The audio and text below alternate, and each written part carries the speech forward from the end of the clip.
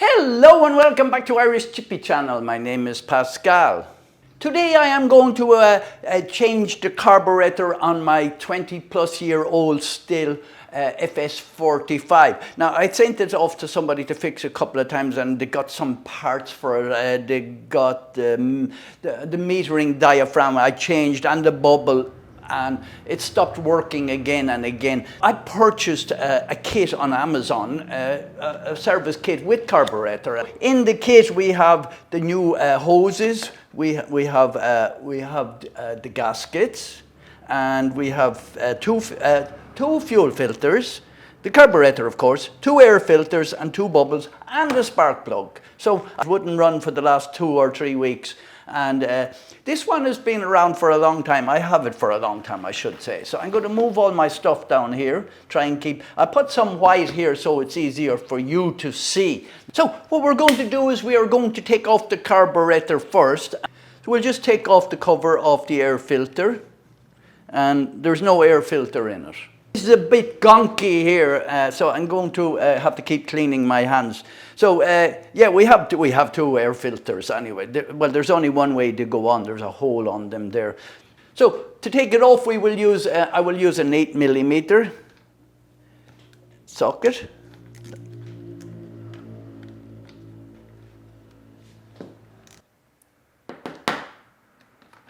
When you have a white table underneath it, it's a lot easier to see your parts rather than do it on the bench as it is.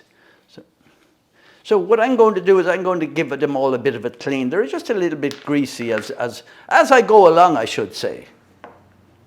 Now I am going to use the hose kit that came with it, the return hose and the main hose, and we're going to put that into the tank. We're going to clean out the tank, of course. You can get a screwdriver here to take the throttle off. Throttle cable off. There's a little notch on the end of it here, and it's a little bit fidgety, but we will put that on before we put in the new carburetor. And I'm going to prise off these hoses. Because they are probably perished, and I'm going to replace it with the softer ones.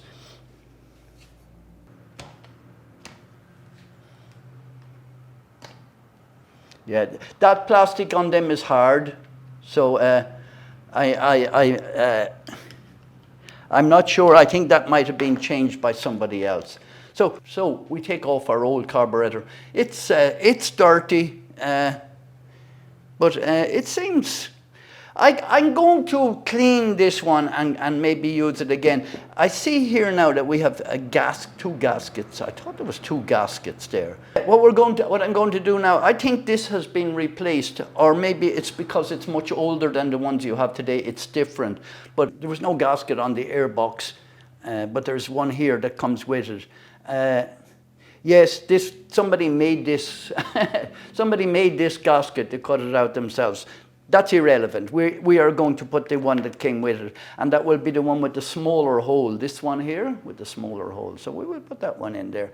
The hole is correct on that now, I can see.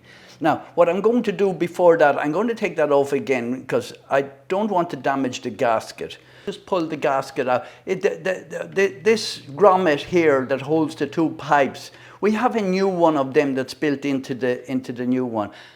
As you see, there is no fuel filter on it. So the fuel filter was absent, and these are loose here. So that's letting air in. That is almost equivalent to a leak. So we put the new one on. There was a little bit of fuel left in this. I'm just after emptying it outside. I should have cleaned all around the outside of this first, which I didn't do. So I'm being very careful. But I've cleaned out the inside of the tank, and there was a lot of gunge in it. I'm going to soften the rubber on this before I put the filter on it.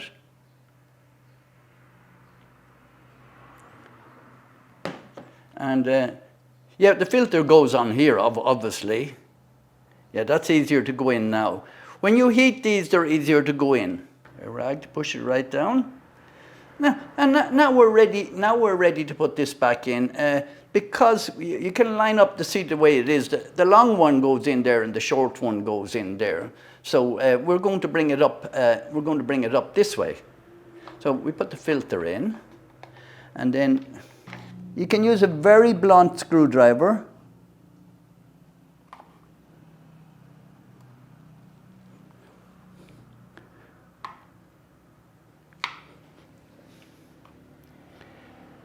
that doesn't go in.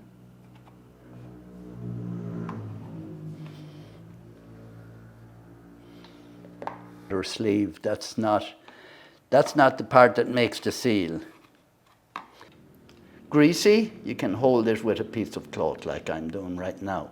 And then we'll get the other one on, the main one on, and hold it with a piece of cloth. If you're wearing gloves, it'll be easier to get it on, but I don't really like wearing gloves for jobs like this. And when you get this in a little bit of the way, we will try and get the throttle out onto this, onto the little screw there. So we will straighten that up. So you can push up the throttle like that and push it in like that, and that's in now. And then we will push this housing back up in here. A bit of a sharp turn on this one, but I think it's okay. This one, the main feed, yeah, that one's okay. And then I put the main gasket on, I put the gasket on for the airbox. And then we fit the airbox. Now this is a bit fidgety. You get the 8 up. And we put the 8mm screw on here.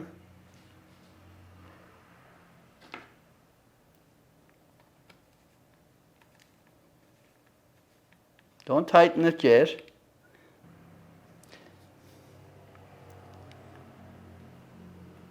And then we put on the second one. Tighten it up. Make sure it's tight. It has to be tight.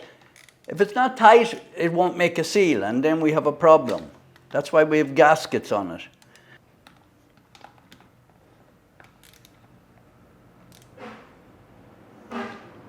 And then we can clean a little bit here if we want to, which we should have done first, really. And what we're going to do then is we were going to put an air filter on it, which there wasn't one on it before. And we make sure when you're putting the cover on your airbox that you clean it, just clean it a little bit. I'm going to bring it outside to try and start it, and then we can adjust them as per if we need to. I was pushing this in here. The hose is kind of in the way. If you want to, you can pare down a little bit of the plastic off it. I can't see that being an issue. So yeah, I'm going to put the old carburetor in here, and I don't really have a lot of time at the moment. I'm going to strip it down, and I am going to check the basket in it and basically clean it all up. I'm not going to change the plug. I don't think that it needs the plug. But if it doesn't start, we will change the plug, and we have a spare plug. So we have our spare parts. Now I'm going to go outside. I'm going to put gasoline in it and mixture in it, and see, can I start it? It's flooded now, is it?